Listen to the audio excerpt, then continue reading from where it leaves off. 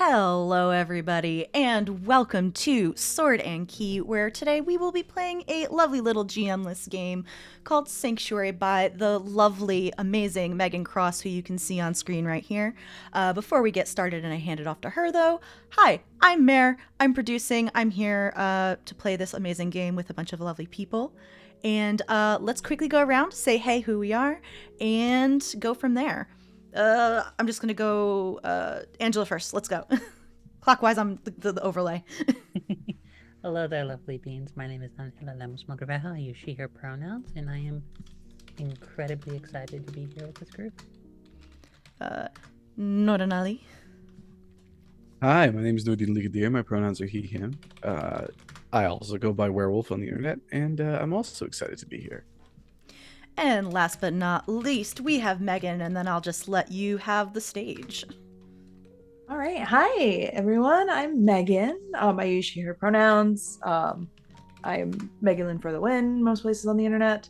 And yeah, I'm super excited to be here with this group. A little bit nervous, but solely because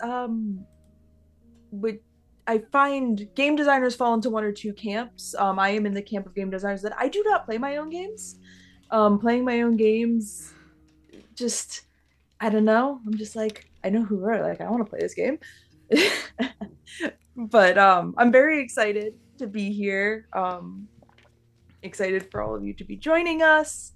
Sanctuary is a game that is very very dear to me. A game that I love very very much along with its sister game Sentinel. So I'm really excited to be sharing Sanctuary with these wonderful players and with you all. So just I guess a brief overview of the game itself before we get into it. Like Mare said, Sanctuary is a GM-less game. I will be facilitating it and kind of acting as a narrator, scene setter type entity. But it is a GM-less game. It's prompt based, and it is about a place of great power, the guardians that are protecting it, and the threat that is trying to seize that power for it themselves. So it's both a map making and a storytelling game. So it's played in two parts. The first part of the game is we are going to be creating our sanctuary. We're going to be building our map and creating the story of our sanctuary and its power, along with our guardians and the threat that they are fighting. And then once the sanctuary has been created, we will move into the battle for the sanctuary. Now, if anyone out there is familiar with Sentinel, which is the companion game to Sanctuary, came out first. I wrote Sanctuary after writing Sentinel. You'll know the thing about Sentinel is that it is about the lone guardian of a sanctuary. So the caveat for playing Sanctuary, in something that I put right in the front of the game text, something that's in the content warning for this game is Sanctuary ends in a way that there will only be one guardian left. The guardians will defeat the threat. The guardians are going to protect the sanctuary successfully, but only one of them is going to be left. So it's a little heavy in that point, but it's a hopeful game. There will deal a lot with loss and conflict, but it's a game of hope, and it's a game of protecting something precious, and creating a cool place full of power that's worth keeping safe. And that's what we're gonna do. So I guess we can just, if there's nothing else from anyone, we can just hop right into it. Yeah, I just wanted to mention that we will have our sanctuary on the overlay. As you can see, smack dab in the middle, that's where we're going to use cards to create the map and where you can all see all the card draws. I also want to just give a quick shout out to the layout and interior artist and cover art Mac V for the amazing, gorgeous, like everything. Yes. Like freaking amazing. It's so pretty. Yes. Fearless Guard on Twitter. Mac is absolutely incredible. I can't give her enough props. This was 100% her. I gave her literally no direction whatsoever. She came to me and said, I have an idea if you ever want to print Sentinel, and gave me like a proof of concept sample spread that she drew apropos of nothing. And I was like, honestly, I was like, this is incredible. And one of the main reasons I ran the Kickstarter I did to print this is so that I could pay her everything that she deserved to do the layout for both games. She is absolutely incredible. I look at this game all the time and just fawn over the beautiful, beautiful artwork. So it's incredible. If you don't already have a copy, you can grab one on my itch.io. I also have physical copies in my coffee shop. So it's gorgeous, and all the props to her. She's amazing, and I can't wait to see what she comes up with next, because we've got some stuff in the fire. We got some irons in the fire that we're working on. So but all right, so to begin, like I say, so Sanctuary is played in two main parts. The map making, character creation, all kind of rolled into one, where we are going to be creating the Sanctuary and establishing some details about our guardians and the threat that they are facing. So to begin, because really the bulk of this game centers on the Sanctuary's power. The Sanctuary is the main character of this game. This is a game that doesn't really have like named PCs in a way that like most TTRPGs do or anything like this. Like the Sanctuary is really the character of the game, and everything else exists in its relation to the Sanctuary. So defining the Sanctuary and what makes it so special and what makes it so important to all of these entities that are fighting either to keep it safe or to take it, is the starting point. So just a couple questions to throw out, and we can kind of talk through and figure out what exactly we want the power of our Sanctuary that we're making today to be. Is what is the source of this power? What form does the power take?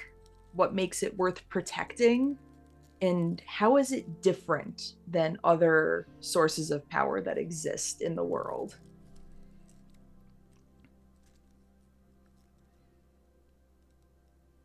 I've played once already, so I'm going to let Angela and Noordin Ali go first.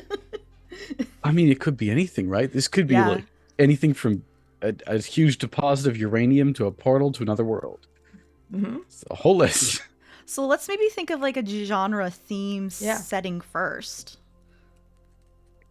Are we aiming for sci-fi vibes? Are we aiming for nature fantasy, high fantasy, low fantasy, dark fantasy? Are we even doing fantasy? Is this a romance drama? Oh my Replacing god. nothing but lovers who are here. And we have the power of love on our side. Where are we aiming for, folks? Okay, you know what I see in my head? Here's what I see in my head. I see a floating fortress out in the middle of the ocean. Nothing In the can ocean touch or us above here. the ocean? In the ocean. Okay. Floating upon the water. And I see us protecting something deep, deep below the waves. Ooh. Like a force of current, a creature? A slumbering creature? A creature that cannot be awakened. Yes. gigantic dolphin.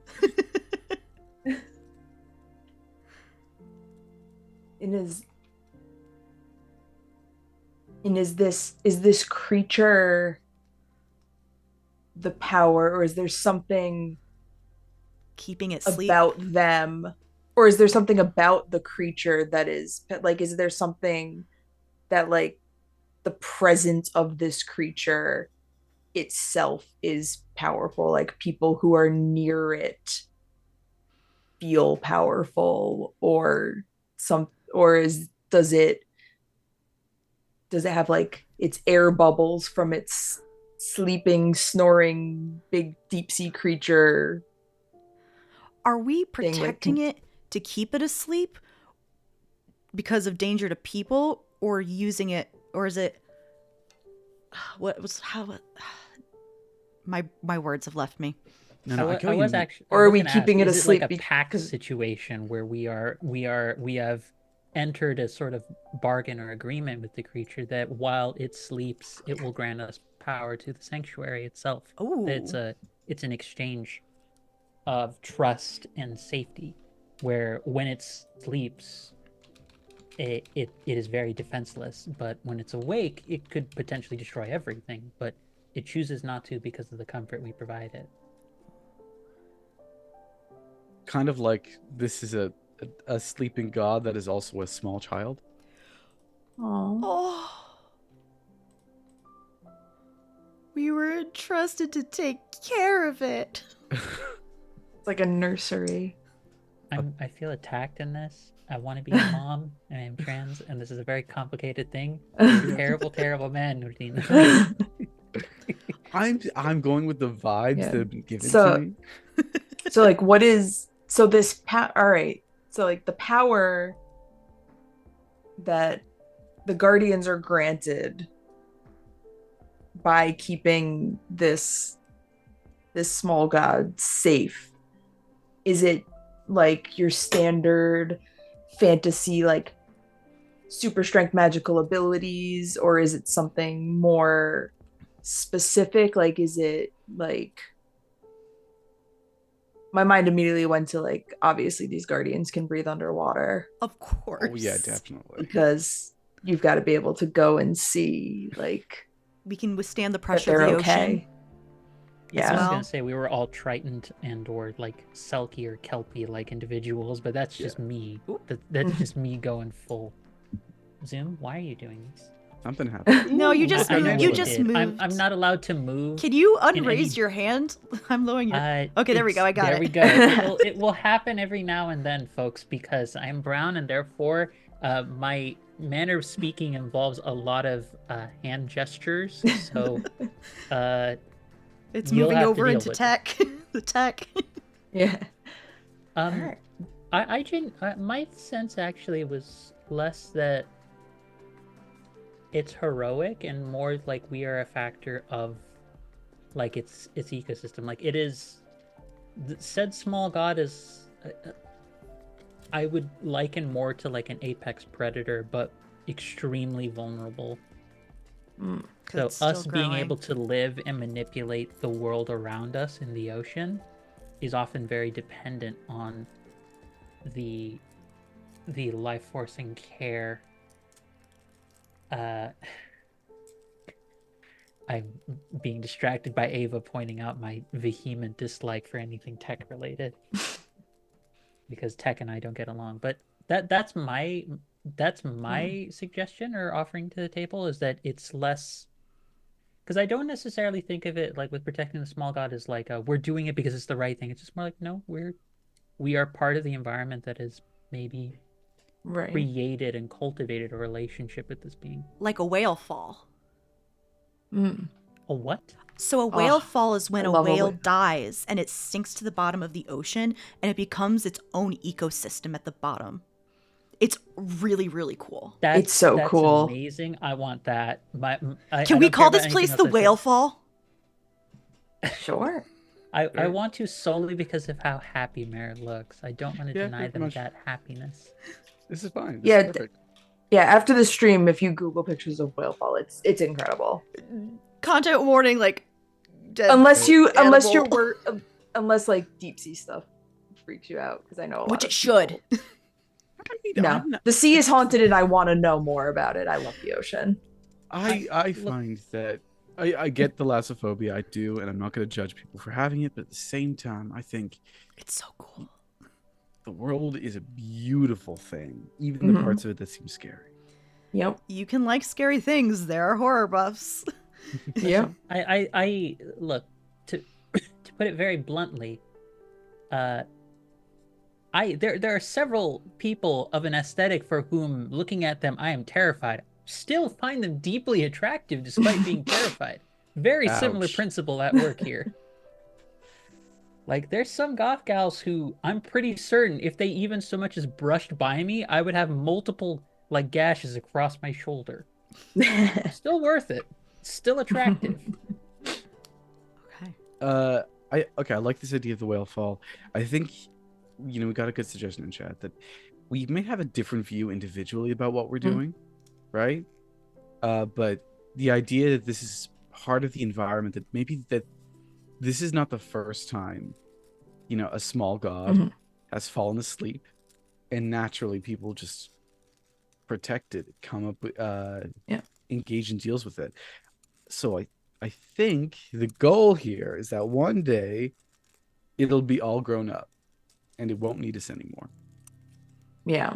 And I think like it's your like it's a symbiotic relationship. It's like, yes, this thing is scary and potentially dangerous, but it gives us stuff and we give it stuff. So as long as the relationship continues to be beneficial, like I feel like it's one of the benefits outweigh the costs.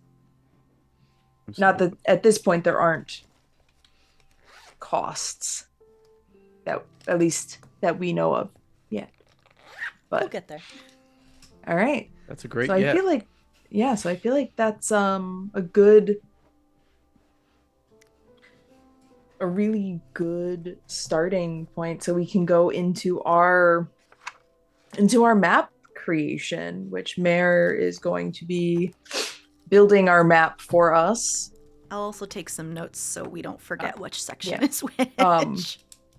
Yes. So the way that Sanctuary is played is we are going to be building a map using cards, and we are starting. We have all of the diamonds. We took all the diamonds out of the deck, and that is going to be all of the different locations that we could have in our sanctuary. I think How many cards do you want? 5? I'd say 5 is probably good for the length of game. When you're making your own sanctuary, you can make your sanctuary as big or as small as you want it to be. But there are up to 13 different locations within the sanctuary. So we'll start the first one, and then we'll answer the prompts about the location, and then each map prompt also has a question to determine some more details, either about our guardians or about the threat that they are facing. So let's... All right. How do we want to orientate them? I don't know. Can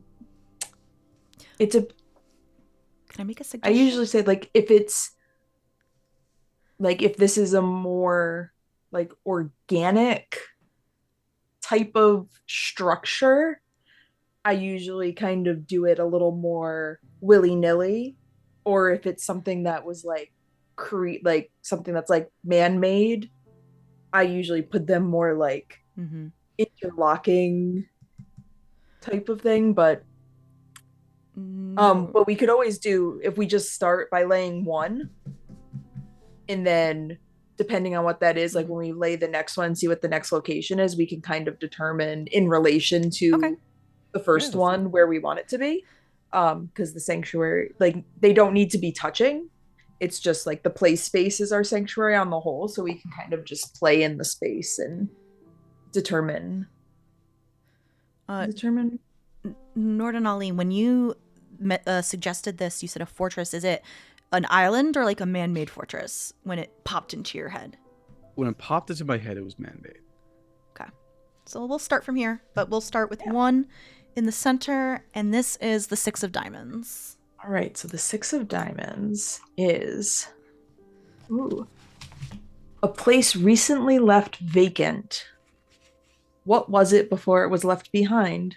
What made the guardians abandon it? And how does the sanctuary's power feel different here? I have an answer if people are comfortable with that. Yeah. Well, let's hear it. This was the whale's fall. So this was the place where, the god first lay to rest. But as it's gone deeper, so have we. We find no need to be here at the top anymore because, well, there's no more god to protect. I was thinking like at the birthplace. I was going to Yeah. suggest like its birthplace. It feels like a nursery, but in a very strange way. Not a nursery for an actual child. Mm-hmm. And how does the sanctuary's power feel different here? I have a thought. Go ahead. I think because there's the idea of the nursery, I instantly had the idea of like if you have a nightlight for a kid. And in my head, I originally had the thought of maybe this was a place where uniquely the moonlight recreated its own little like shape and pools reflective of like the phases that it was currently in, but that maybe there's also been something much more organic that was incorporated, that when the small god went away, the organic component stopped being there as well. It followed the first steps of the little god. As I was thinking like bioluminescent like algae or like sea anemones just sort of being there that would like collect and arrange around the little god. And now that it's moved away from the nursery, it's something that is a light source down here, because if we're beneath some of the ocean, if we're beneath it, darkness is a very different thing here, and light is very different as well. I like that.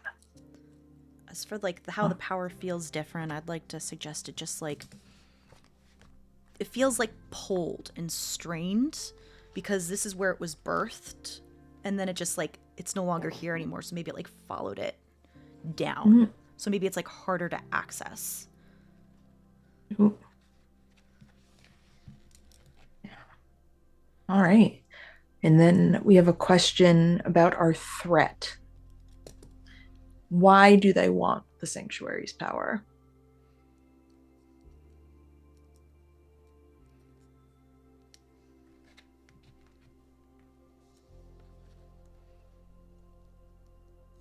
To take a god's power when they are asleep means that one could become a god themselves. The lore drop. That's what I do. Just stated as it. Be like, well, obviously. Yeah. Everyone knows You that. met Noordin Ali? This Yes. is pretty staple to how most statements coming out of his mouth sound like there's some variation of that. I just speak truth. You speak the deep lore, friend. No, you don't speak the deep lore. You speak in this situation the deep sea lore. Oh, that's worse. That's worse. Love that. Okay. I'm aware. That's why I chose it. So the next card, All right. the 7 of diamonds. If that's okay, I'm just gonna put it. I'd like to put them maybe at the corners. Okay. That's fine by me. I was gonna say just make a whale tail and make a whale tail with the cards. That was gonna be my original We suggestion. could. We can move them around too. Yeah. All right. So the 7 of diamonds. A place of quiet rest. How has nature uniquely shaped this place? What marks it as a place of rest? How does the sanctuary's power promote calmness here? Sorry. The first thing that popped into my head was like sensory deprivation tanks. Mm-hmm. My mind just went to a potentially terrifying place, but yet I love it in that it was like like in the deep sea, they have like the really, if anybody else is like a big fan of the deep sea and knows a lot about the deep sea, they have like the giant like tube worms that live in the deep sea, and they are like these tall like tower structures. So I'm thinking like the hollow remnants that used to be inhabited by like big barnacles and like the big tube worms. And That's now you can kind terrifying. of just like, yeah, that's, I'm like, yeah, it's potentially terrifying, but also you can just slide on in and have a little sleep, have a little meditation. So essentially organic worm hammocks. No, it's like an organic worm coffin. Like a That made it even worse again. Thank you You for fixing that. You know, we were, not to cite the meme, the gift too much. It's like, okay, but you like do a realize like that a sounds worm worse, bottle. right? A worm bottle. See, when you were initially saying it, I thought it was one singular giant worm that provided like its own like space. you know, you have individual worms. No, it's all Individual it's worms. yeah, like they it's like a they're like they exist in like colonies, and it's almost, it looks like an amalgam of like smokestacks almost, because they're these giant creatures that live within I'm these sorry. like, What were they called again? I'm googling it. they're like, it's not tube worms, but like it's like tube worms. Like if you look up like deep sea tube worm, Deep it'll probably sea pop up. giant worm tubes. Boom. Deeply disturbing. Yeah, they are. Giant beard worms?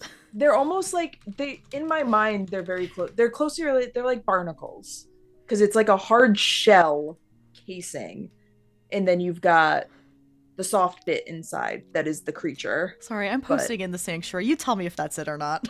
I'm sorry. Yeah, And yeah, it's like that. Okay, cool. Yeah, but then when the creature dies, what's left is that like shell type tube that It's you could so use weird. as I a like it. convenient little shell sleeping bag. And it would just be really cozy and dark and calm. The power is that nothing can bother you while you're in there. I had a thought for how does the sanctuary's power promote calmness here, or how does it promote Yeah, it? promote calmness. Not to. I'm gonna make this statement with great reluctance. Not to think too much of it being like the lining of a coffin, but for each of the individual little spots, I was imagining like a set of coral that's actually grown over all of them, or taken over when the previous creature has passed away, and each of those sort of creates its own protection that keeps sound out. So the sanctuary has overtaken, because again, if this is an overall organic this is a creature that over time has organically been taken over, then I imagine there's other parts within said whale fall that have also been taken over. So I imagine the coral has actually grown over and around these in a way that part of the sanctuary promoting its power is creating literal like soundproof zones. You've soundproofed your room, your organic worm often. Yeah. And like the ocean is loud. Like there's a lot that happens in the ocean. So like, and there's a lot of movement within the ocean. So I think like having spaces like this promotes calmness in and of itself, because you're in a place where like you're not feeling the currents of the water. Like you're not hearing water moving against things. Like you, like it's probably like the only place within the sanctuary that is still, which could be both calming and terrifying.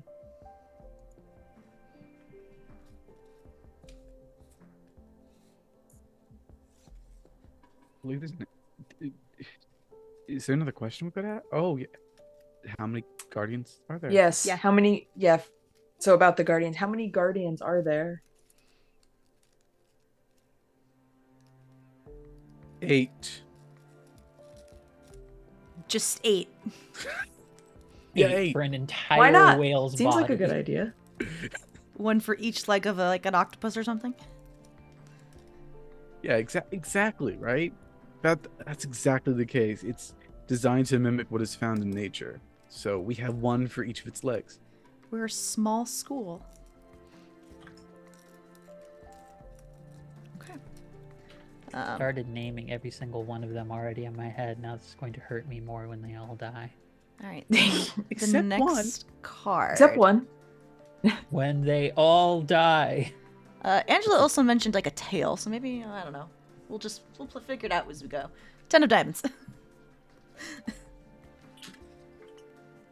All right, so the 10 of diamonds. So a place to keep valuables safe. What makes it so easy to guard? What is the most valuable thing kept there? And how does the sanctuary's power help protect it? The first thing that popped into my head was a clam. Protect clams. Clams. I was going to say it was the whale's heart, and then I went to go look up what a whale's heart looks like, and I deeply regret my decision. Large and terrifying. It's horrifying, so I'm going to also put a vote for the clam. Sorry, I also looked up a whale heart. I did too, and there's an image of people inside of its aorta? That's deeply disturbing. No one wanted that. I think that's a replica. Yeah, I hope so. We're gonna clams. We're gonna go with clams. Yeah, Is that it? clams. A giant clam. And so that's what it is. Like, you keep the valuables in the clam, or are the clams the valuables? Oh, I figured keeping the Or is it a big clam filled with smaller clams? I personally don't think the clams are the valuables. Okay. So you hide Question things. 3, and already this is off the rails. You call this being off the rails? We've barely Clams started, all the- dude. it's clams It's all the about way down. par for the course. Depending on how you approach it, parboiled. Oh, good. No. I mean, they are. If it is a giant clam, like that, explains why it's easy to guard. They keep things shut, Yeah. locked down tight. So what how- is most valuable thing that's kept there, and how does the sanctuary's power protect it? I was gonna say a pearl. I'm like, that's not clams, you dummy. It's oysters. This is our fantasy world. We can do what we want. Yeah, it's not a pearl. It's a squirrel. It's a squirrel. No, that's No, that's another thing. I missed like 2 beats of that conversation and have no idea what's happening, so I'm gonna skip that part. I mean, maybe it is. I had the thought of it actually being something that keeps memories. Ooh. Ooh. Like my mind went to the whole Little Mermaid principle of it's a shell or something that like keeps her voice, that little I think it's like a nautical shell that like keeps her voice. What if it's something else that keeps memories? Can I build off that? I have an idea. Mare has excitement, therefore go. So it's kind of like on the memories, but whoever gave birth and created this small god, what it's holding is the knowledge for this small god to responsibly use its powers. it's a leaflet So it's like a repository of knowledge. in the shape of a pearl. Yeah. I like it. I like it too. All right. And how does the sanctuary's power help protect it? I imagine one of the guardians is called the defender of all knowledge. It's better than what my mind came up with, which was Pearl Achilles. I'm also the person who tried to think of a word different than pearl and thought of squirrels. So, we're doing our best. So defender of all knowledge. Yeah. Their title. Yeah. Their Christian name is Percules. Their They're government name. they're a deep sea squirrel. Yeah. Yes, exactly. Yes. There's a defender whose sole job it is to protect the information. The rest of Mm. us 7, are more concerned with the god. Mm. This person's power is granted them specifically to protect what will come next. Yeah. Into that. All right. And now we have a question about the threat. What are they called by the Guardians? And what do they call themselves? The Bane, the hardest part of things, coming up with Mhm. names. The Bane is not a bad name, honestly. Oh. What the Guardians call them? Yeah, we call him the Bane. Yeah. I had like 3 other names. We all just went with something. I'm not needed here. No, I'm no. out. We still What need do what they call themselves? Yeah.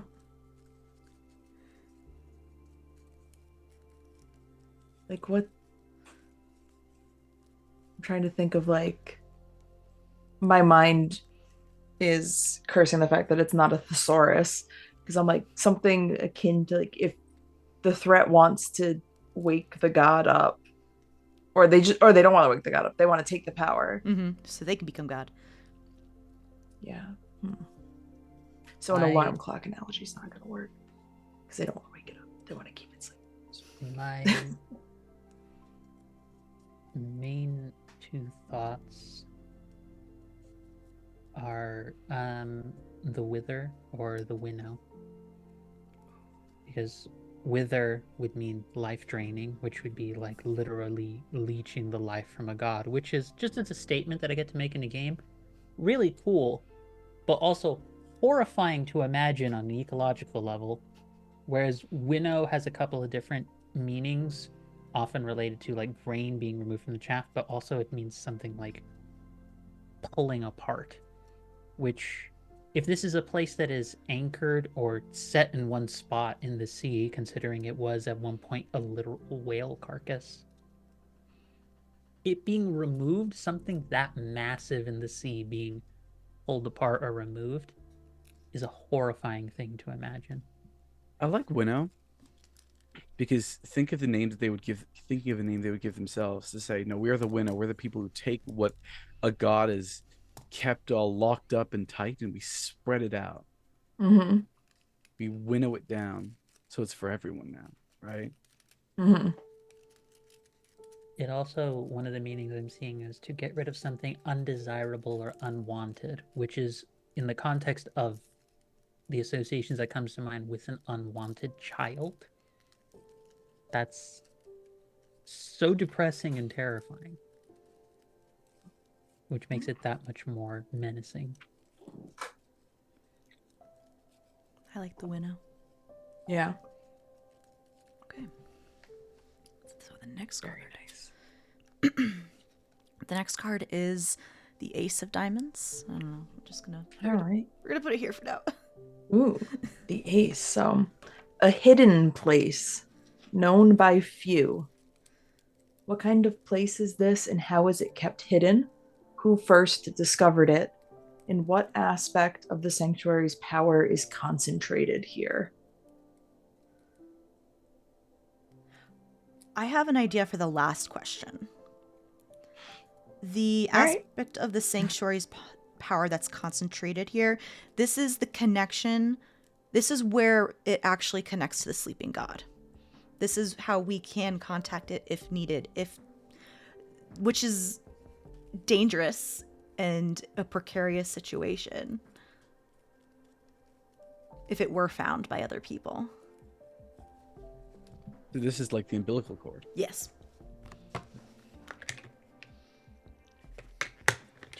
Interesting. Who first discovered it?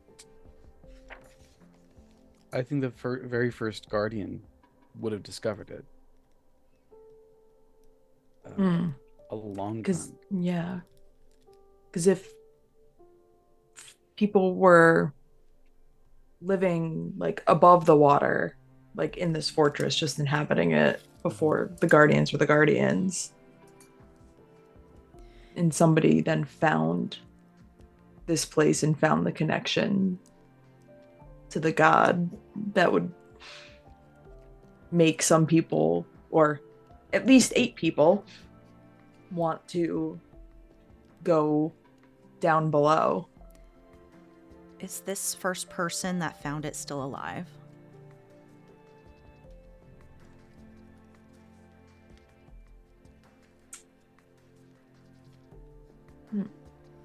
Or is that like the Guardian's ancestor? I'm inclined to say not alive, solely because I had the thought that they made a promise to the sleeping god to protect them, and their life created the sanctuary. Like it was an act of deep care and sacrifice to make this place so that they know that it would be safe here.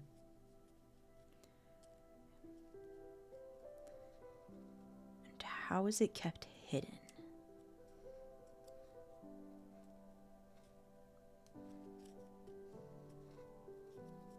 I think only one of us has the knowledge of where it is.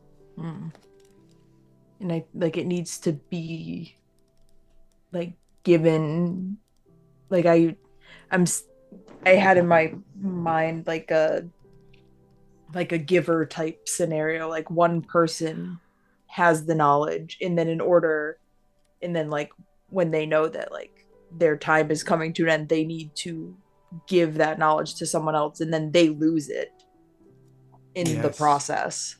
So like at any time only one person knows how to like get to a place where they can actually like commune with the god. So we have a keeper of knowledge. It looks like we have a giver of knowledge too. Yeah, I'm into it. I also had an idea for what the actual means of passing the knowledge down is. Ooh. I looked up. I don't know why my mind immediately went to this, but there was my head started thinking of like more poetic associations with what would, with its eyes, with the whale's eyes. So I looked up how big a whale's eyes actually are. Surprisingly, they're not that big, actually. They're, some of them, like a blue whale's eyes, I believe I saw it only about the size of a grapefruit. Oh, wow. Not Like as big as I thought. comparatively to its size, it's not that big. It's just a big boy. But I kind of wonder if the moment of the first Guardian finding it was something like hearing a voice calling out, "For however long you were able, be my eyes unto the world below."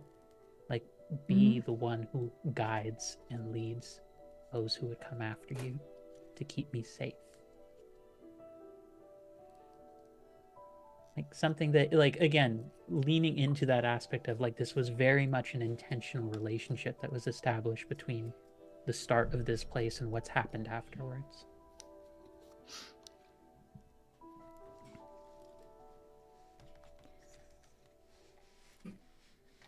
We have one final prompt.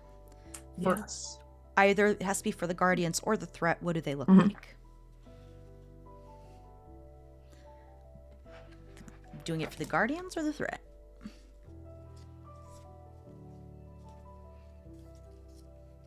I kind of want to know the threat, to be honest. But I'm not opposed to the Guardians. I think that's the scariest thing. The threat, the Bane, the Winnow, they look like people. They're just normal people, all dressed up in tight metal armor that allows them to dive beneath the waves. You know? That's Yeah.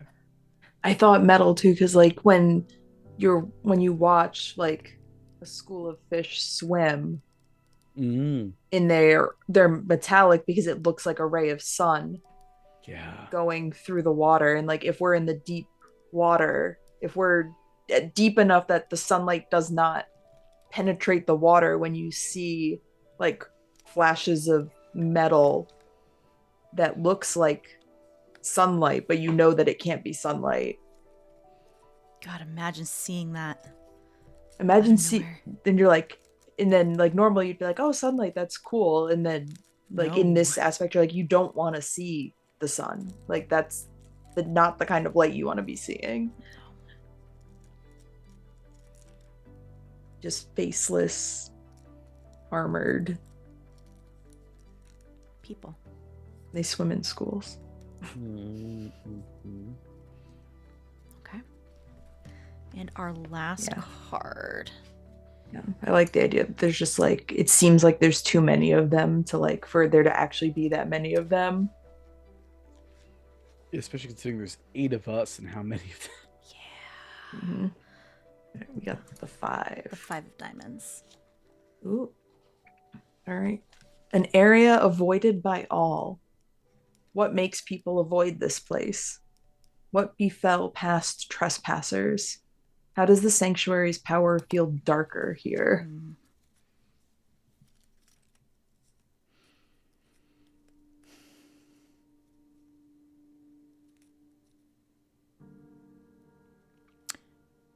Oh.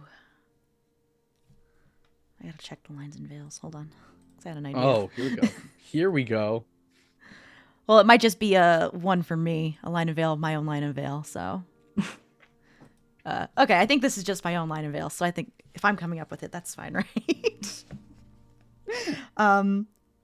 What makes people avoid this place? What if our powers don't work here? Ooh. I'm down with that. I have something horrific. I have something genuinely horrific. Go for it.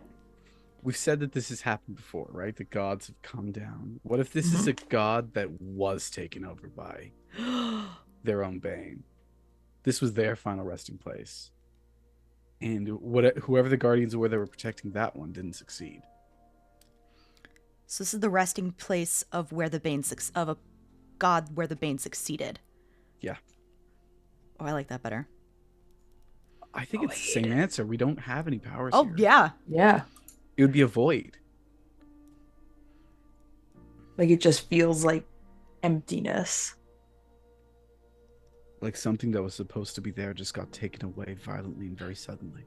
Yeah, like what if it is almost like my mind went to vacuum, but then like what if it's like both a power in but like what if it's like also like a physical like whirlpool or vacuum type area like where like it there's a pull to it, so you need to give it like a very large like you don't go anywhere near this place because there's a current that will pull you Have you ever towards seen... it. Go ahead, Angela. And got a thing. I have an amendment to that I think works just as well. I do like the idea of something attracting or pulling them in, but it's not a physical force. It is something that looks comforting. Because my mind immediately went to, okay, what if it were something else organic? But I like the whirlpool or tide kind of concept. Because my mind immediately went to an anglerfish. Ooh. Like from down below. But similar concept. Like it used to be an anglerfish that was like another creature whose body was supposed to be a point of rest or like the incorporation of an element back into the ecosystem. And what's instead happens is it is like a wandering like menace where, because again we've reiterated this idea that the darker here is less about like literal darkness in some ways. It's less emotional, but it's more like the dark is comfort here. So seeing light suddenly appear in any sort of way is terrifying. And I had an idea for what this place, what our place may be referred to by some others, and what this place is called.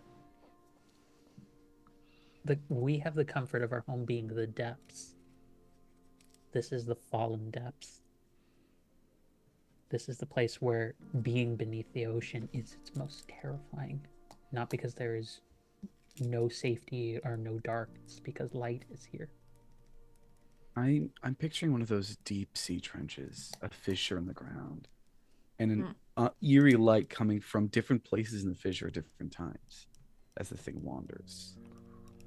Yeah, and it's not like a bioluminescence where it's like, well, no, like I know that there's bioluminescent here and here, and I know that this is a kind of light given off by this creature and they move in this manner. Like it's just strange, unpredictable light.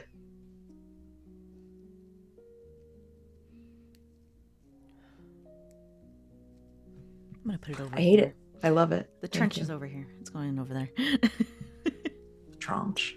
I All like right, it. and then Stay away from our sanctuary. and then for the guardians, what do they call themselves?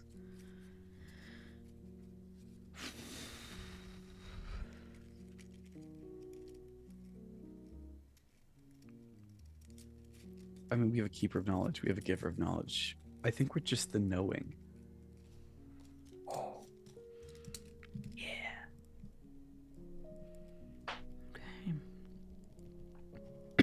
Okay. We're the knowing. Into it. Okay. That concludes All right. the sanctuary creation portion. Yeah. All right. So That I don't. that had a really, really good suggestion Yeah. because that the name and chat of those who know works. It still builds up the same idea that you had, Noordin.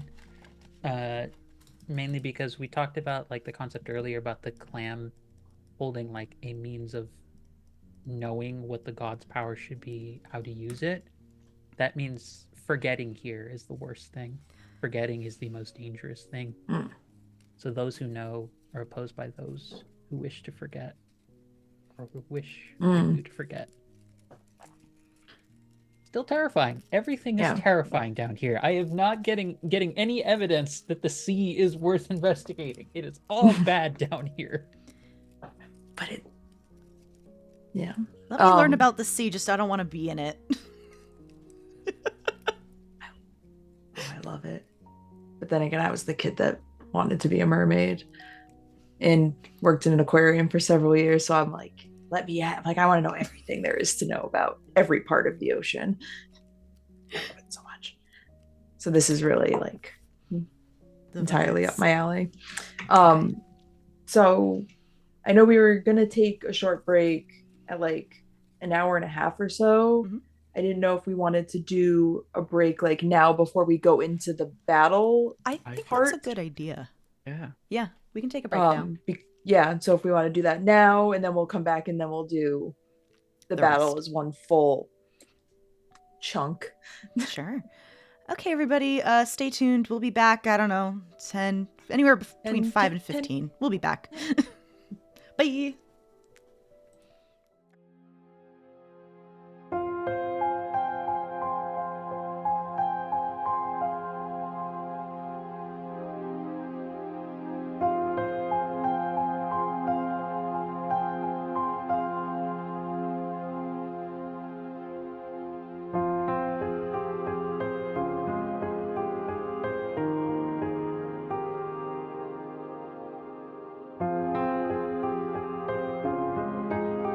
Hey everybody, we are back from our break.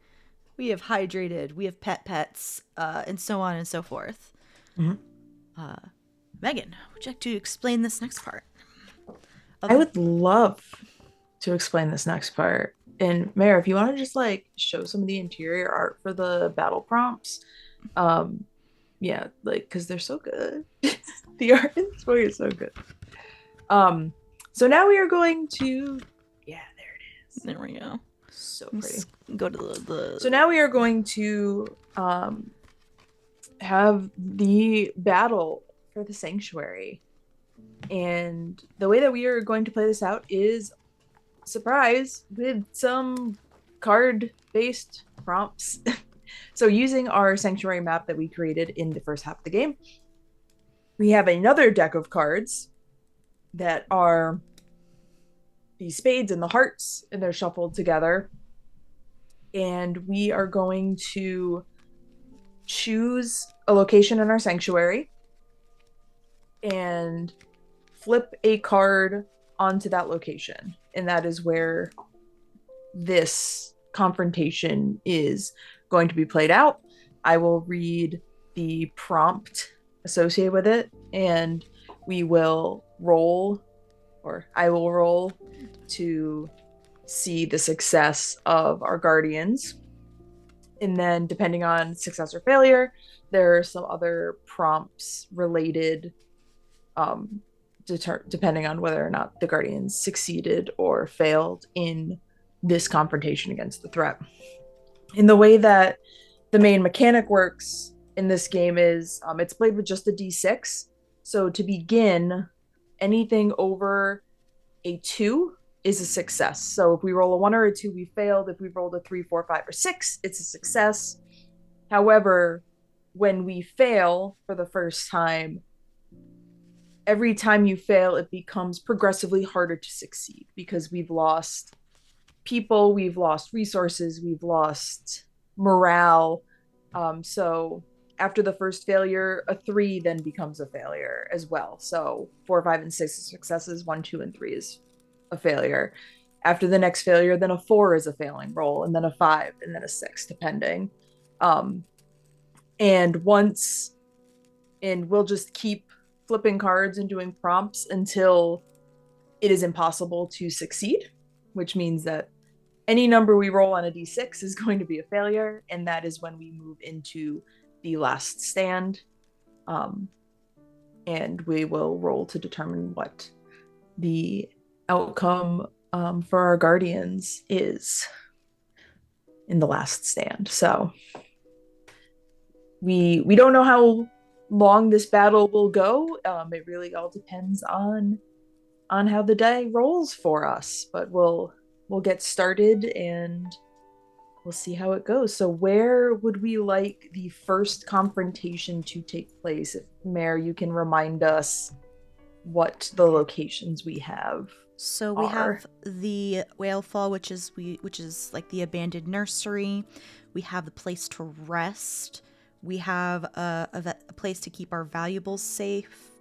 The hidden place, which is like our umbilical cord that we can contact the sleeping god, and the fallen depths, which is the trench. All right. Does anyone have any strong feelings about where they would like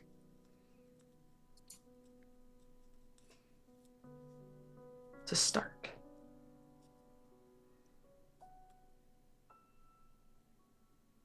I love it when a battle takes you to the one place you never want to go. So hit us up with those fallen depths.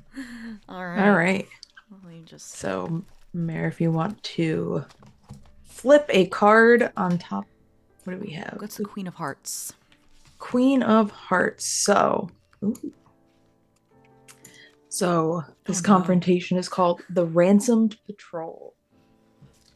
In the early hours, a patrol disappears without a trace. Once noticed, the Guardians scour the sanctuary for any sign of them, but no leads arise. Later, at sundown, a message from the threat arrives. They have the missing patrol, and they're demanding a hefty ransom, else they'll be killed at sunrise. So that is the setup. I'm going to roll our d6 to see if we were successful. Oh, we'll definitely be successful, right? Yeah. Oh, I rolled it directly into my bag of Sour Patch Kids, but it was a 3, so we were successful. Thank you, Sour Patch Kids. So on a success, so the way that this is broken up, so I'll read the flavor bits and they're interspersed with kind of questions, and then we can kind of talk through it all as a collective after. So a sinking feeling washes over as the Guardians realize the demanded price is simply too high to be paid.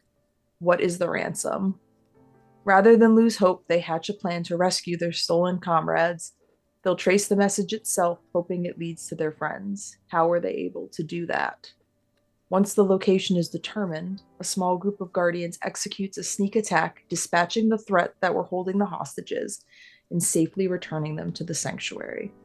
What information were the kidnapped able to learn while being held? How will that help in the fight against the threat? I think they would want to know where the location of the umbilical cord is, which we can't. We really can't give that to them. Absolutely not. The battle will be lost if we do.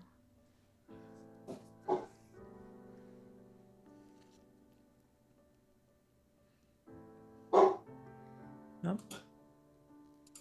My dog is having opinions, so sorry if anyone can hear that. Me too. Me too. Yeah. Mood, buddy. Mood. So I'm gonna mute while y'all figure out what has happened. Yeah. We'll need to trace the message back. So Yeah. how did we do that? It's located in the trench. Ooh. I'm blanking on how, but what if we used the creature down there somehow? Utilize it to our advantage to find them. Maybe we aggravate it enough so its light shines bright enough that we can track. Ooh. I have something building off both of those. Do it. I've had a thought regarding their metallic appearance ever since it was mentioned, and I've been wondering, like, how would rust appear down here, or how would like aspects of the metal like decaying over time look like? Because I think that that's both a cool image, but also a horrifying image to imagine from enemies trying to invade an aquatic place. And I'm wondering if someone risked looking and aggravating the creature down there just enough to bring the light to actually find little specks of like rusted or fallen bits of metal from the creatures to see where they swam through or where they went. Like try using the light to find it's their trail. Yeah. Once the location is determined, the small group of guardians executes a sneak attack and dispatching the threats that were holding the hostages. And then what information were the kidnapped able to learn while held, and how will that help the fight against the threat? Building off what Angela said, with the rust, figuring out the exact type of conditions needed to like weaken their armor.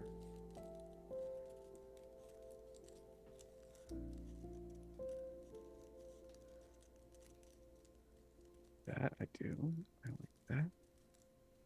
Because what are they without their armor? That's their They don't have advantage. our capabilities. They'll drown. Yeah, they're just guys. They're just little guys.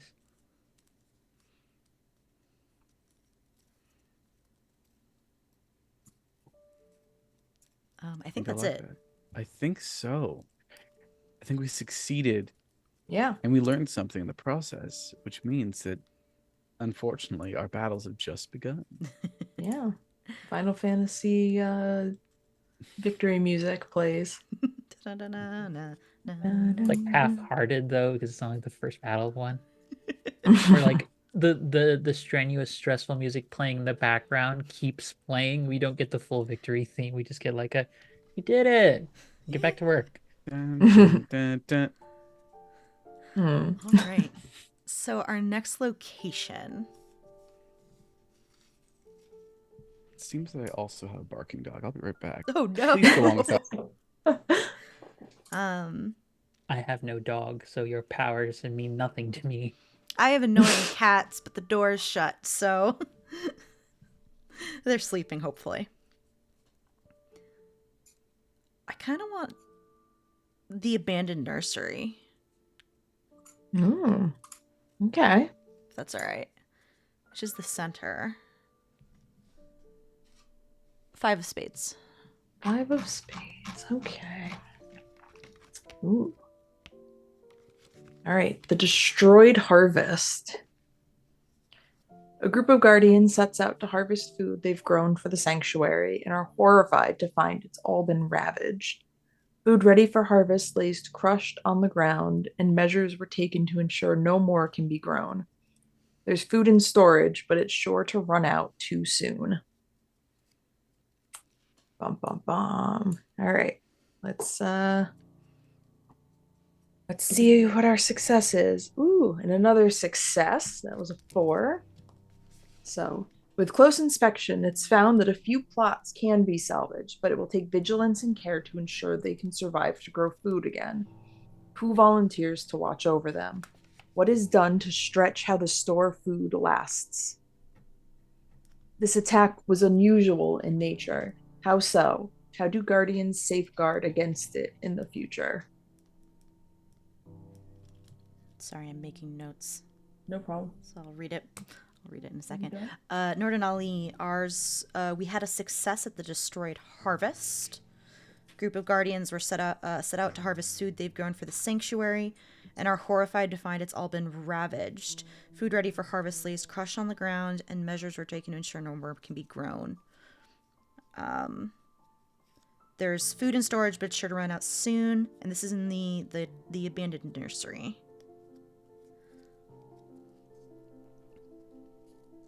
Yes, and then the attack was unusual in nature. So the questions were who volunteers to watch over the remaining salvageable food plots? And how was the attack unusual in nature? And how do the guardians safeguard against these kind of attacks in the future? I think it was unusual in the most obvious way ever. They set things afire, and that's not supposed to be possible. Yeah. Can I also make a suggestion on when we pulled the destroyed harvest in the location, it did kind of throw me off a little bit. But if I was gonna make a suggestion that maybe we raise fish to eat. I was thinking fish or even kelp, yeah. Seaweed type stuff. Yeah. You okay, Angela? I suddenly had a thought of all things of Justice League babble, and I need to go look up randomly a plan Batman had to kill Martian Manhunter because it might be relevant to this. What? That sounds exceptionally random, but I swear it does have relevance. I don't question the neurodivergent brain. Go for it. Yes, so it's set onto fire, which is very confusing. I know exactly how that happened. Oh?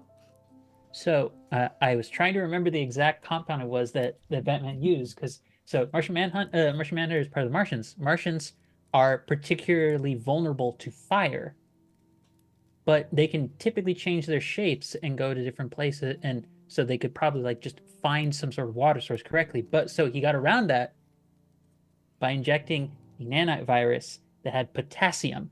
Potassium is dangerously reactive to water. So it could very well have just been something that was introduced into the area. If the fish remotely ate it or interacted with it, it could have just literally kept the blaze going for ages. That entire column is very reactive with water. It has to be stored in oil or something. And it would also mean it's basically warfare that they're inflicting. It's like salting the fields. Horrifying. Exactly. Because there was that concept in the prompt of potentially measures were made to prevent them from coming back. If any of the oh my god, I just realized if they hit the eggs, any of the fish eggs that were laid as well, that would prevent them. Shit. I do have an idea for how they safeguard against it in the future, though. The aquatic equivalent of a guardian livestock dog. Livestock octopus. Livestock octopus. And go with dolphin. Livestock octopus. Dolphins are assholes. That's why you had to train it, because dolphins are otherwise assholes. Fun fact, everybody. They are. They're unpleasant creatures. I think they're the best. They're No, that's not true. They're smart and interesting, but they're also jerks. Mhm. It's almost like the more intelligent a creature is, the more of an asshole it can be. Mm-hmm. Hmm. Mm-hmm. I don't know. Some people, though. Anyway, back to the game. um, what else do we have to answer for this one? That was who volunteers to watch over. Oh, we got that. Yeah. Guardian dogs. Uh, Guardian dogfish. Um yeah, that was it. Okay. So Next location.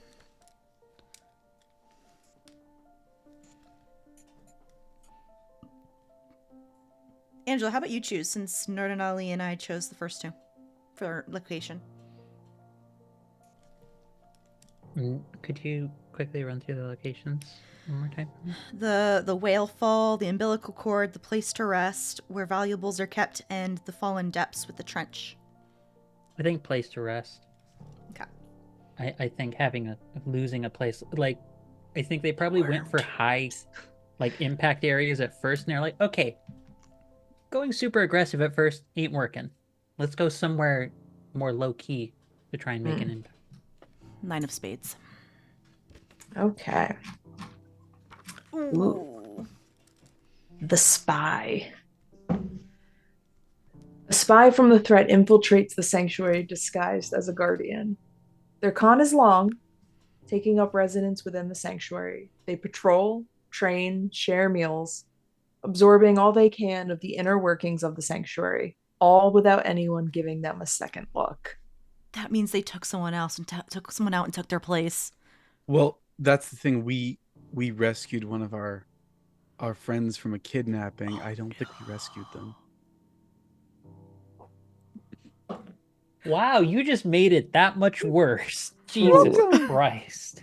And I did roll a 1. Okay, we got to fail. Fuck! So, on a failure, the spy spends days amongst the guardians undetected. What sensitive information do they collect? Once they finally slip away, they leave a note for one guardian they grew closest to. Just one word: thanks. Who had grown closest to the spy? They face immediate suspicion. How are they treated, and are they able to regain the guardian's trust? Oh, my heart. This is one of my favorites. It's an evil response. I love it.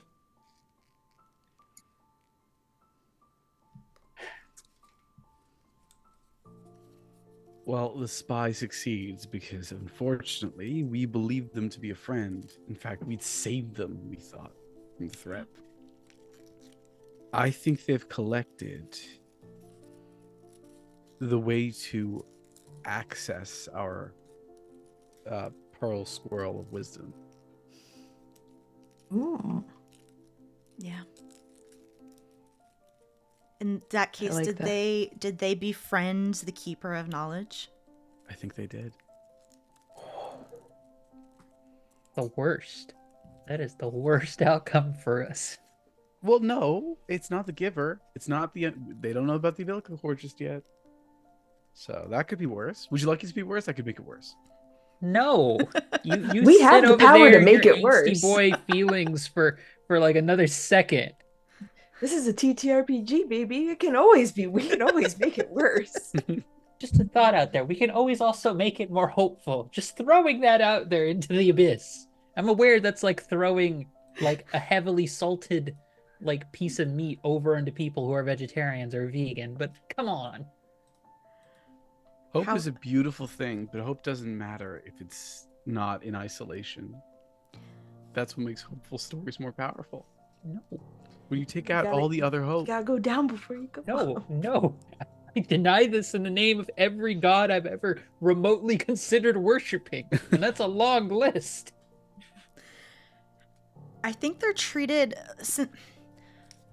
I think they're treated with restrained trust, only because they don't really have much of a choice but to keep them here. We have a limited amount of people, because with this person leaving, we're down to 7, and we need as many people as we can against the Bane. Mm-hmm. So it's like trust out of necessity. I also think that the other problem is, with us wanting to immediately kick them out is that it's specified they patrol, train, share meals, absorbing all they can about the sanctuary without anyone giving them a second look. This wasn't just one person failed, everybody failed. So it's not like we can just blame that person. I think in this case, I think it's more a matter of we thought like it makes sense emotionally to be reactive and to want to blame them because it's like, oh, they're the immediate thing we can pin down as they fucked up. But all of us messed up. Every single one of us didn't notice. Something that'll make it worse. Do it. I think the worst answer is that they are treated the way the rest of us are treated, in that all of us are now a bit more suspicious than we used to be and a bit less likely to engage in deeper relationships just in case someone turns out to be wrong. We've been left with lingering trauma.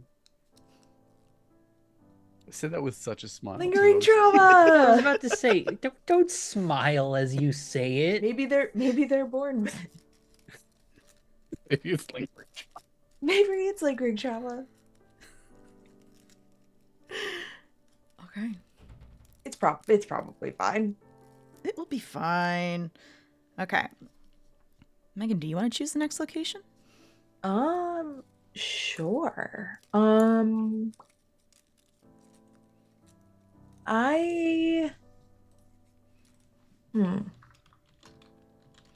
me see. I don't want it to be the umbilical cord. I I'm want also it to putting be it in the the chat scary for place. everybody. Yeah. That'd be.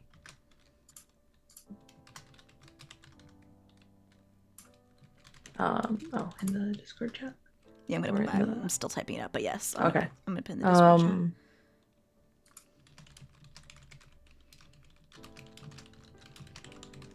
Okay, there we go. It's 5 things. You wouldn't think it'd be that hard. Let's go with the clamshell. The clam squirrel. Two of spades. Okay. Oh no. Scrolling. Oh god, again. So this one is infiltration. It's been quiet for a week, and some guardians lapse into a sense of security, hoping perhaps the threat is gone for good. That night, however, the threat appears inside the sanctuary, circumventing the watch. Caught off guard, the guardians leap to defend the sanctuary, bewildered by the threat's infiltration. All right, so now a 1, 2, and a 3 are a fail. So, and that's another 1. Oh no! Wow. We are in for a time, folks. So on a failure, taken by surprise, the Guardians struggle. The threat have the upper hand, relentlessly advancing. One of the most senior Guardians is struck down. How does this loss affect their morale? Though first to fall, unfortunately, they are not the last. How many Guardians are killed, and what finally makes the threat leave? Out of the remaining 7, I think 2 guardians are taken down. Okay. One of whom was, in fact, the same keeper of knowledge that we all were looking askance at 10 seconds ago. Yeah, Yep, I agree. That was my thought as well. So we're down to 5. It's fine. It's still definitely lose more. probably fine. What finally makes the threat leave? I think before they were struck down, the Keeper of Knowledge, especially with the guilt of that information getting out to the the spy, was hell underwater, was cutting them down, and took out a large force. Like, they went down, but they did not go down without a fight. I have an idea how they stopped as many as they did. They know how to interact with the sleeping god, right? They woke it up for a moment. Just a moment. But that was enough to clear out whatever they could. But that alone also took them out. It was very much a like, I'm gonna prove to you, all of you, that there's still something worthwhile here. I think then we've lost the two that we've lost are the two that we've named, the keeper and the giver. We haven't gotten rid of the giver yet. I think the giver is the one who would have been able to wake the sleeping god, right? Oh, Oh, that's true. Ah, Which would God. be, Jeez. Thank you for making it worse. damn. Shit. Hooray! It's fine. How is this? It can always get worse. How is the other foot? You know, how's the shoe feel? Huh? This is good. I don't know. I'm not this sad that often. Why don't you instruct me on sad things, Noordin Ali? Make sure to have some hot chocolate afterwards. This is fine. Fucking sad boy. All right. So we're having the next one. I think we should do this one at the umbilical cord next. I feel like that's right. And it's also the only one we haven't had yet. But maybe that that display of power revealed the location to the remaining 5. Only a 5 or a 6 is a success anymore. Correct. Yeah. Ace of Hearts. No pressure or anything. It's probably fine. A blue ace. Ace.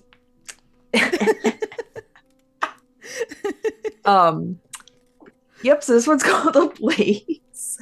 The guardians awaken to the smell of smoke. Those up first see flames licking up the walls as more and more guardians stir and startle. An alarm is raised as each guardian rushes to either escape or extinguish the flames, which are spreading faster than any anticipated. The guardians labor to curtail the irreplaceable damage they fear may already be done. Right. This is fine. Daily dose of potassium. I rolled a 6, Success. so it's a success. Heck yeah.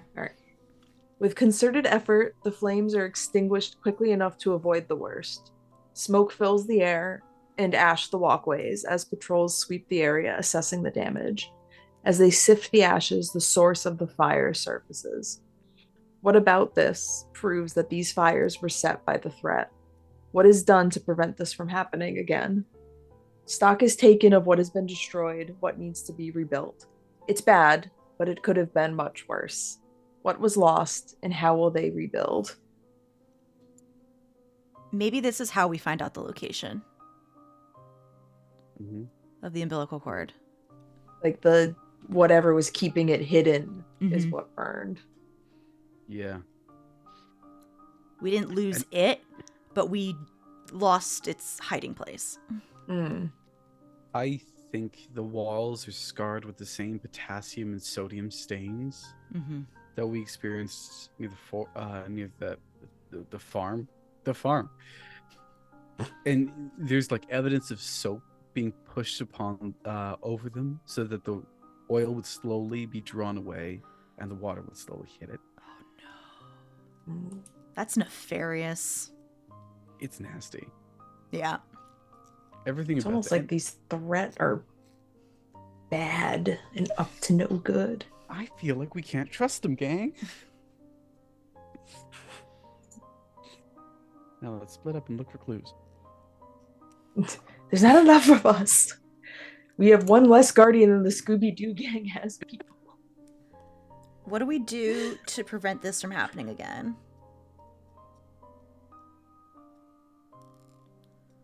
I think we have to poison our home. I think we have to like pump oil onto our walls and anything of significance in the desperate attempt that if anything gets smeared on it again, it'll be protected. Like we have to create like areas of like hydrophobia. Which seems counterintuitive To who we are. literally everything. Angela, how do you feel? Gets worse. Even when we win, it's worse.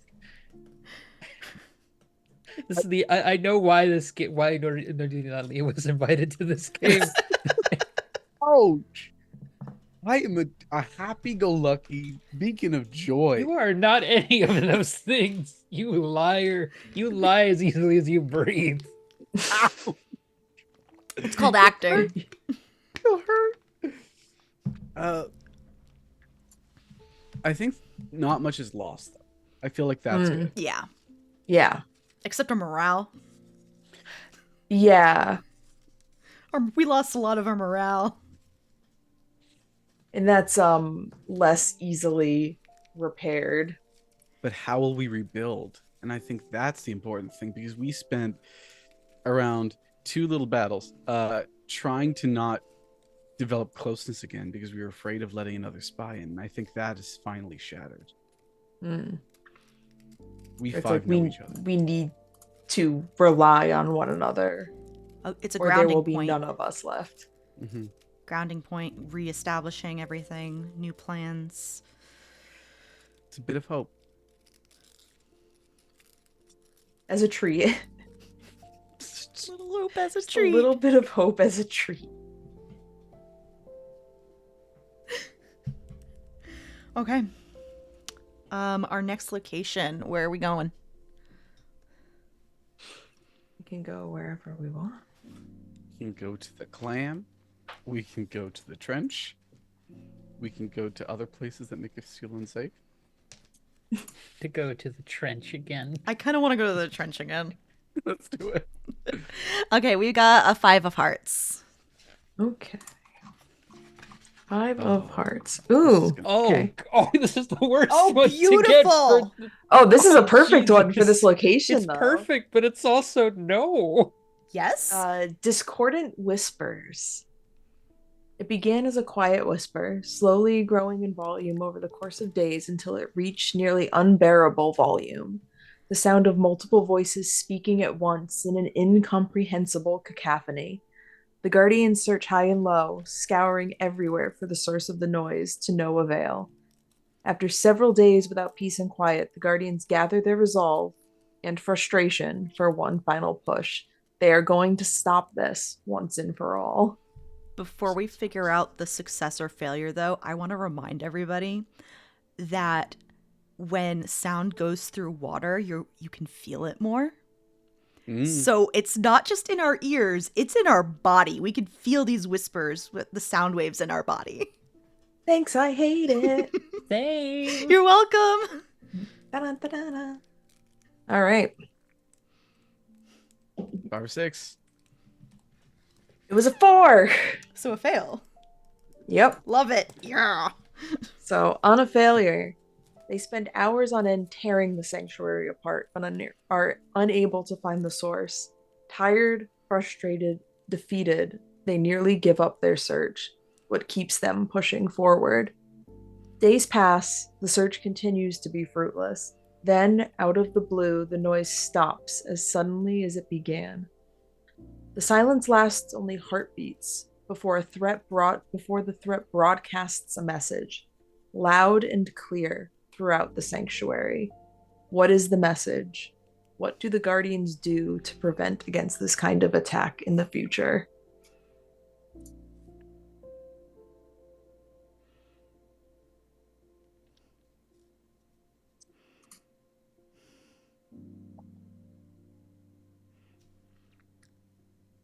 I have an answer for one of them. Okay. Which one? What do the Guardians do to protect against this kind of attack in the future? I think we answer noise with our own noise, with the sounds of laughter and enjoyment. We're falling apart, but we won't fall apart alone. Oh, So we I love- celebrate.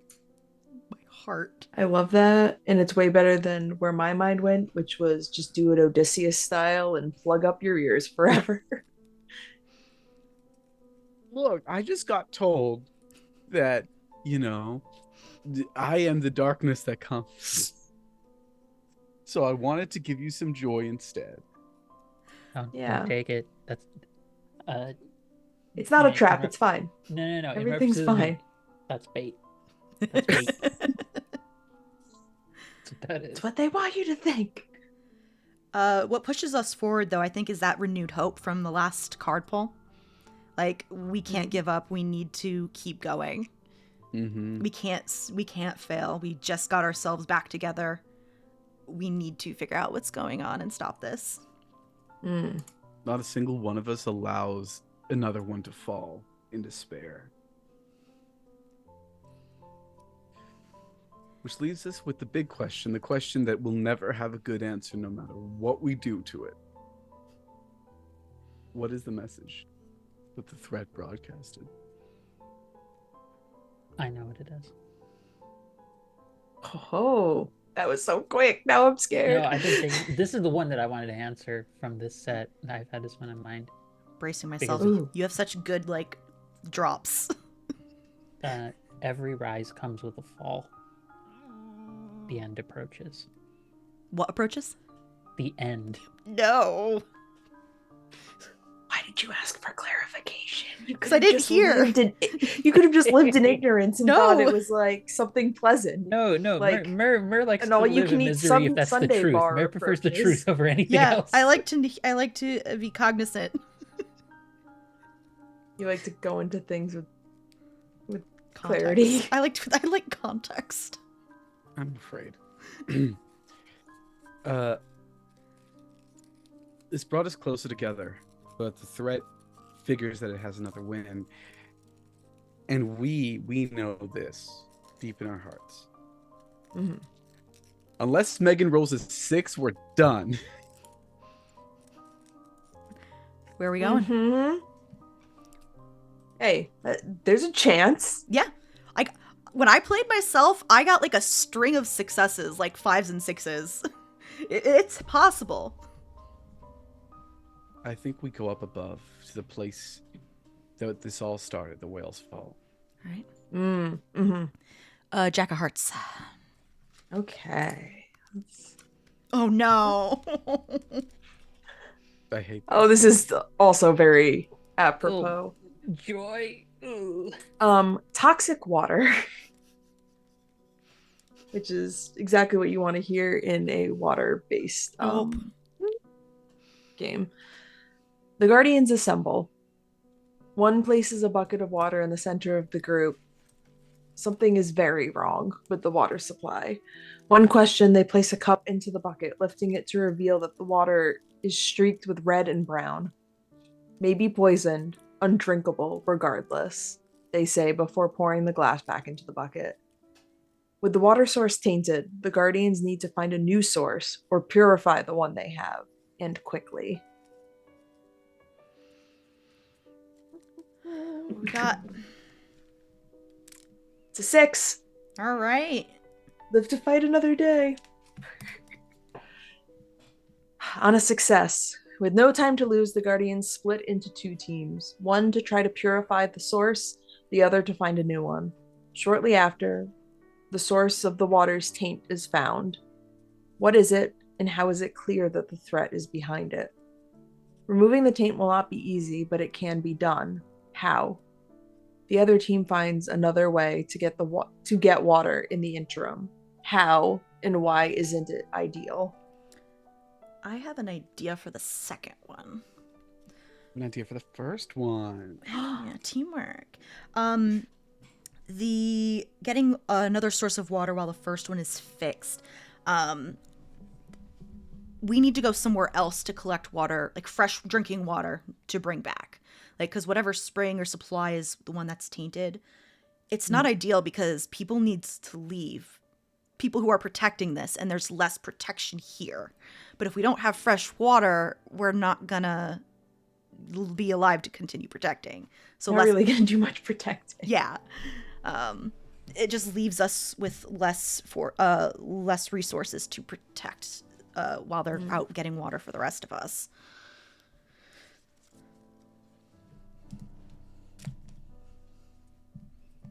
I think that the light from the trench is gone now.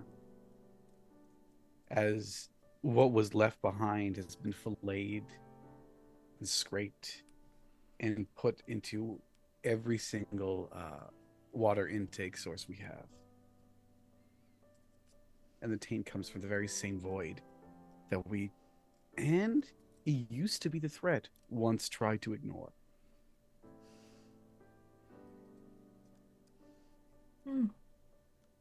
That's fine. It's fine. Everything's fine. It's fine. It's fine. It's fine. I feel like the answers tend to get worse when we have a success and better when we have a failure. And I don't know why that is. It's all right. Who's nervous? I'm nervous. Why are you nervous?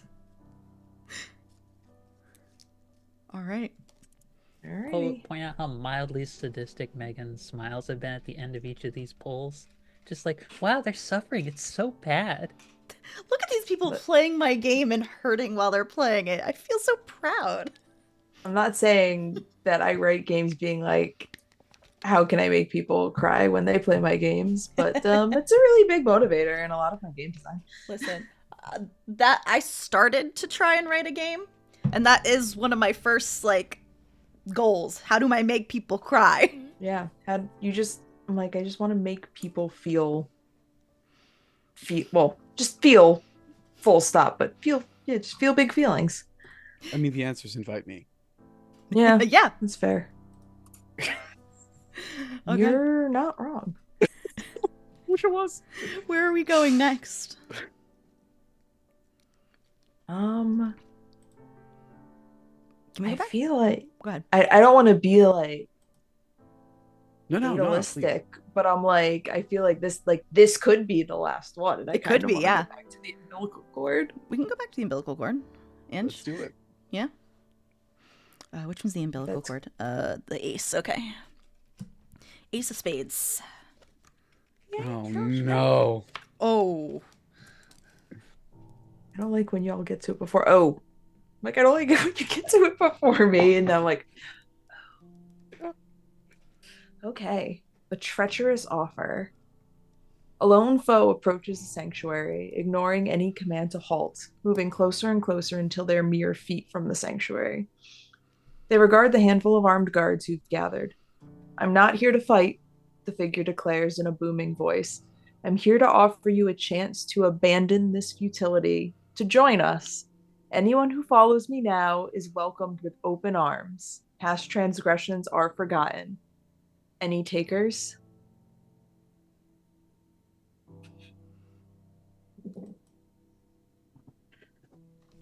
That's a 5, which would be good in any other circumstance. Oh All right. no. That's our last failure. That's our last failure. So, on a failure, a guardian steps forward with a scoff, ready to drive the figure away. But as they raise their weapon, another guardian steps forward and declares, I'll go with you, in a clear voice. Who is this guardian? How do the others try and fail to change their mind? The guardian steps away from the group, moving towards the figure who is smiling widely. Do the other guardians let them leave? And how does this affect the rest of the sanctuary? I think I have a guess for who the guardian wanting to leave is. Hit us with it. It's the person who was in charge of the nursery for all of the fish. I think, given that there's so much of these battles, so many of them have hit the food source repeatedly, the water source. I think it's one of those where it's like, I don't think they necessarily have any of their own kids. I think, but they view the nursery and all the fish that have been there as their children, and it's like, I've watched too many of them get hurt. They're joining to stop. They're joining the Bane to stop this, to stop the attacks. Yep. Oh, God. The feeder of knowledge. Ouchie. Yep. Great. Love that. So we're down to 4. But how did we try and fail to change their mind? I don't know what we were saying, but I think they don't hear us. They are ignoring us. They're so maybe absorbed in their own grief and trying to fix it that our words don't reach them.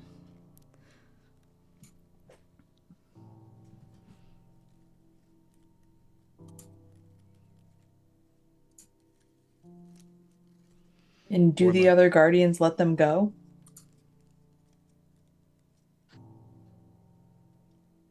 I want to say yes. I want to say no. No. I think, there's 4 of us and 4 guardians. Should we have a vote? Or, regardless if they go or not, we're still down 1 because their heart isn't going to be in protecting the sanctuary anymore. Yeah, but they know things about stuff. Yeah, I I want to think. say no too. Are you with hope, Angela, or are you with despair? The most insulting question you can ask to me as a person ever. Because I will, as a brat, automatically refuse giving you an easy answer. I think ultimately I land with letting them go. But my reasoning is this. Considering there's 4 left, I'd like to imagine you just now remaining. Each of us 4 playing probably represent the positions of each of the remaining guardians. I think in that following that line of logic, I think the apprentice, someone who was probably being trained to take over the nursery, lets them go. Not because they want to, but they understand. It's like none of you have. It's very much a similar kind of logic of like none of you have ever had to watch something that you've nurtured and grow and cultivate and take care of and watch be sick and get better because you were there to take care of them just die. I'm None gonna of you put could this. understand. I'm gonna put this forward. I think one of them, one who's responsible for the entryway into the fortress, the whale's fall, the defender of knowledge. They wait for the feeder to turn around and walk away, and then they throw a javelin. You can stop it, and the feeder will live. But he does intend to kill her in one strike. So cold and burdened by the fact that enough has been lost that one more loss of a friend barely even matters anymore. Mm. You gonna stop? You're not gonna stop? No, I mean that's a no, as in no to I do not accept this. As in, I think one of the I think the assistant especially would be like, you don't your misery doesn't get to define everyone else's way of processing this. Do you stop that javelin from reaching? I think she takes it on the shoulder. Oh, Doesn't kill her, but she remembers. how does this new division between us affect We're the rest of the infighting. sanctuary?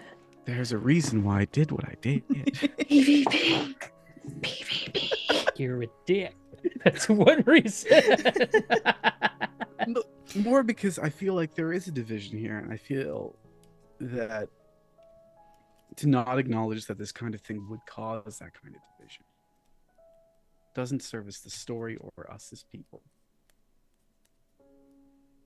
So I'll be the bad guy, yeah. Needless misery, even for the sake of a story, is melodramatic, just posturing. It's as not. Well. It's true, but I would also, counter your point to that with that. I think the thing is that we've rephrased the threat as bad people, and that's fair from our point of view. But that doesn't mean we're not capable of the same badness. The defender of knowledge is wrong. We can all acknowledge that. I can acknowledge that. I think he is wrong. But I don't think he's thinking about what's right or wrong. I think he's thinking about what feels right. And that's not always the same thing.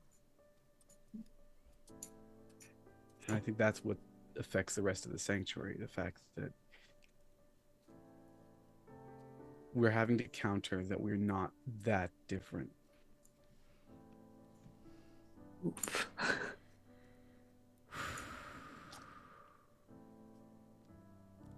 Or at least one of us is not that different. I'm not going to speak for the rest of y'all. No, I was about to say, I reference in the footnote back to my earlier statement of your misery does not define everyone else's processing. That's fair. I wasn't the only one who voted not to let them walk away, though. Did Meghan's conception of a guardian kill that person? I'm laughing, but it's horrifyingly, that is a thought we have to consider. Oh, that's true. Oh no. Because you said you didn't want him to go, Megan. Will Yeah, they do anything? I don't.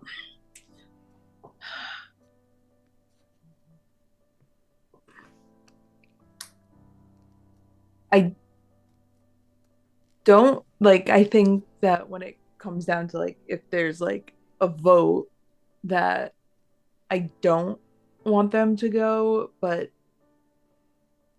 when I see that it's a stalemate,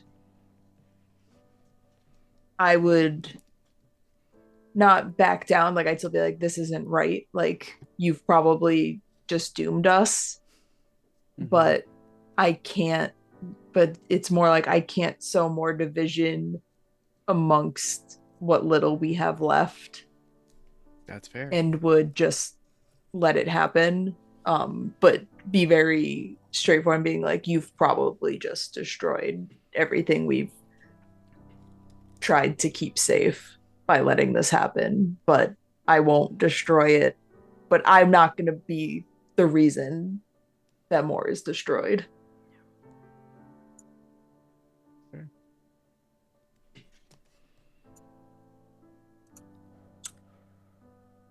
And with that, Oh goodness. The end. it's time to go into the last stand. So I'll just read the little blurb. So it's the fate of the Guardians has been sealed. They cannot survive the final stand against the threat. By the end, only one will remain. We'll roll the d6 and consult the endings table. There are 3 possible endings to the game, and answer the prompt questions to our satisfaction. When we're done, the game ends as a single Guardian arises to protect the sanctuary in the aftermath of the final battle. And then at the end, if you're not quite finished with your sanctuary and its lone guardian, their story can continue in Sentinel, if you so desire. So I will roll the die. It's 1d6. There are 3 endings, so it's 1 to 2, 3 to 4, 5 to 6. 3 possible endings for. And I rolled a 5. So, the Guardians see the truth early on. Most of them will perish today, but they also know with one more concentrated attack, they could push the threat back, possibly forever. The cost is steep, the risk high, and it would leave the sanctuary without protectors. Only one Guardian can be spared to stay behind, chosen to be the sole survivor and the lone sentinel should the threat ever return. Who is chosen and why? Do they fight this decision or accept it? What is the last thing they say to their fellow Guardians before they leave to make the ultimate sacrifice? I think it should be the Defender of Knowledge. I was gonna say the Apprentice of Knowledge, the one who. No? No. The way I look at it is the Defender of Knowledge, yes, would be most beneficial on the front lines, but since everyone else, we're going to lose everyone else. If they're the only one left, they're also the most capable to be left behind. My argument is that they're the most hopeless. And if we're going to start something new, you shouldn't do it with the one who has the least hope. Precisely why you leave them behind. But does the hope outweigh your duty? The lack of hope outweigh the duty?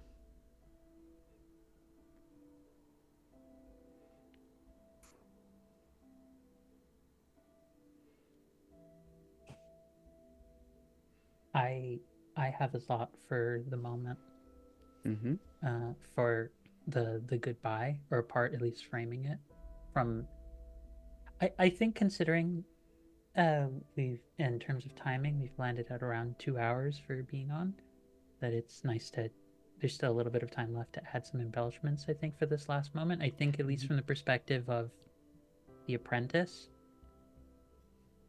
I think actually she is the most ardent in pushing for the defender to stay behind. And the reason for that is simple. She wants to prove to the defender it is it is not weak for hope to hope. And I think that for her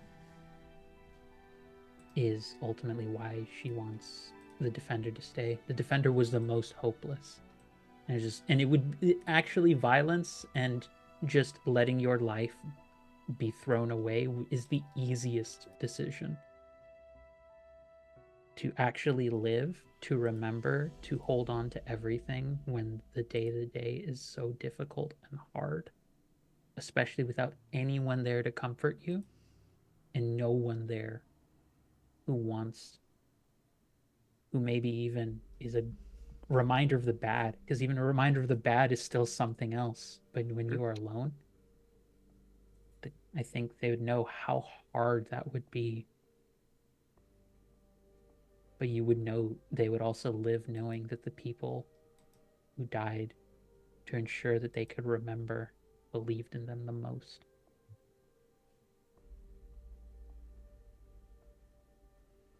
That's my argument for why I think the Defender should stay.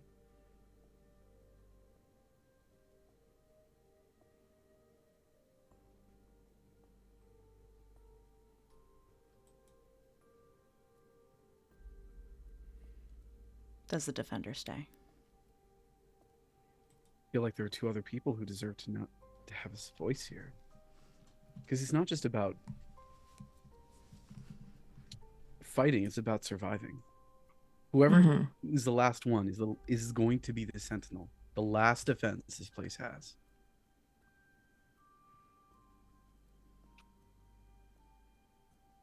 Doesn't anyone else want Yeah. that?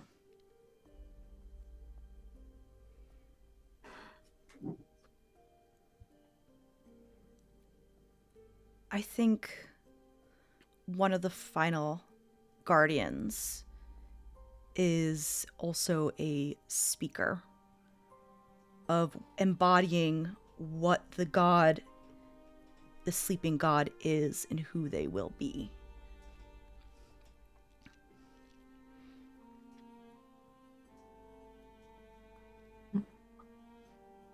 Like, when I think of like, oftentimes the person best suited for a job is the one who wants it the least. Literally, the best managers I know never want to be managers. And like, that's, my mind went to it being the Defender is the one that's staying. Because I feel like they're best suited for it, but also because I feel like they'd be the one that would push the most to be a part of the final stand. You're right about that. And I think that's what does him in, because there's desperation. Desperation to not have to live with his choices. Desperation not to fight anymore. Desperation not to be remembered. Yeah. And he pushes and rejects, fights every step of the way. But the last thing they say to their fellow guardians before they leave to make the ultimate sacrifice was, I hope you're right.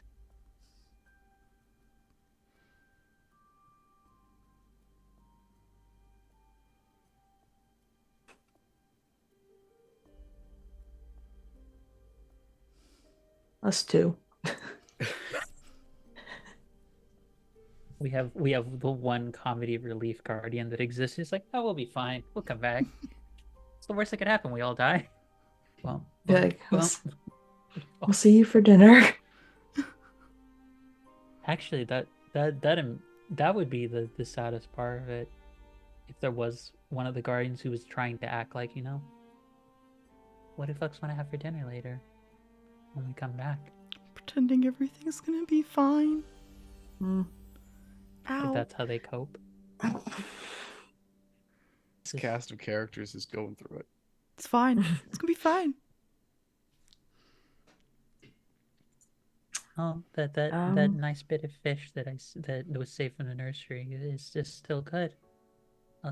I even saved I even still remember how to make it the nice way, because that would be the hardest part of sticking around. Is that you just be like, yeah, there's enough for me to survive now. All alone. Well, and that's that sanctuary. Ow.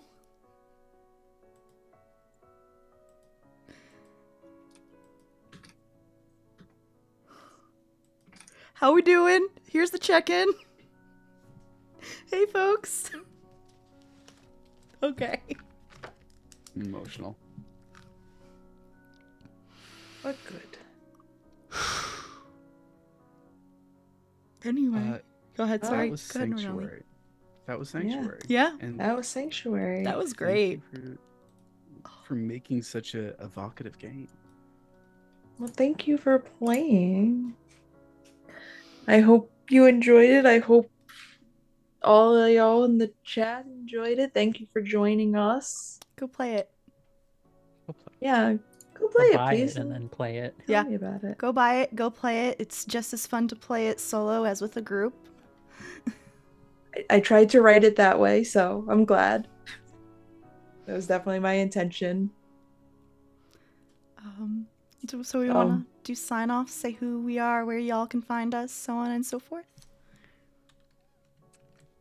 Okay. I can start us off again if you'd like me to.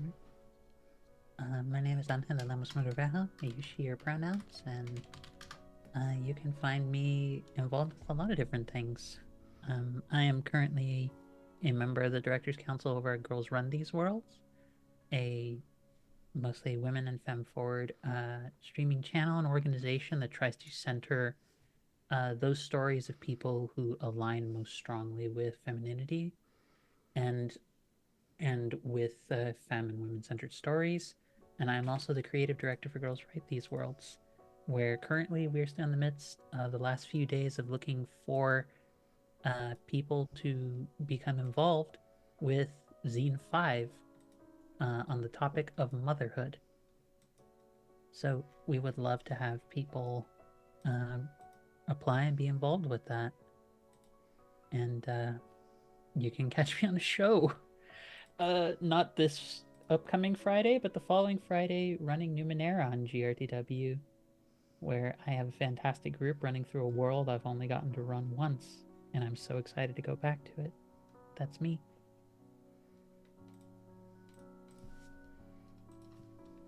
Noordin Ali. My pronouns are he, him, and you can catch me online at Werewolf Feels. I'm a tabletop writer, cultural consultant, designer, and I perform in several projects, including right now The Atomless, which is a podcast in Starfinder. And I do have more hope than I think the Defender has, just to be clear. Yeah. Hi, I'm Megan. Megan Lynn for the win. FTW. Pretty much every place you can find somebody on the internet. I am a game designer, occasional streamer, trying to get back into it after a very long break. This was a wonderful getting back in front of a camera, so thank you all. Occasional podcaster. I pop in and out, but generally right now I've been focusing a lot on game design. You can find all of my games at meganlynnftw.itch.io. You can find physical copies of my games. I've got several on my Ko-fi shop, which I think should just be kofi.com/meganlynnftw. All of my linkies are on my like pinned Twitter tweet thing. But yeah, that's me. Thank you all. Thank you all so much. And last but not least, hi, I'm Mara, use they, she pronouns. You can find me on all applicable social media at Archmage of Dice. Right now, I am in a couple games tonight on this channel. 6 p.m. Eastern, I'll be playing a game of Horizon's Call, which is our D&D 5e game on the channel. And next week at 6 p.m. Eastern on Friday, we have our finale of our Avatar Legends game over on Valdrinth. Some channel stuff that we have right now is tomorrow we have 2 finales. The first is the finale of our horror game Deathmatch Island and our finale of the Harbingers game. Both are super, super good, and please go check them out. We are going to go do a raid, and we're going to go raid D&D Jordan Lee, who is running a D&D game called Ampistrano, which you should totally go check out. Thank you for joining us. This was great. It was amazing to play with all of you.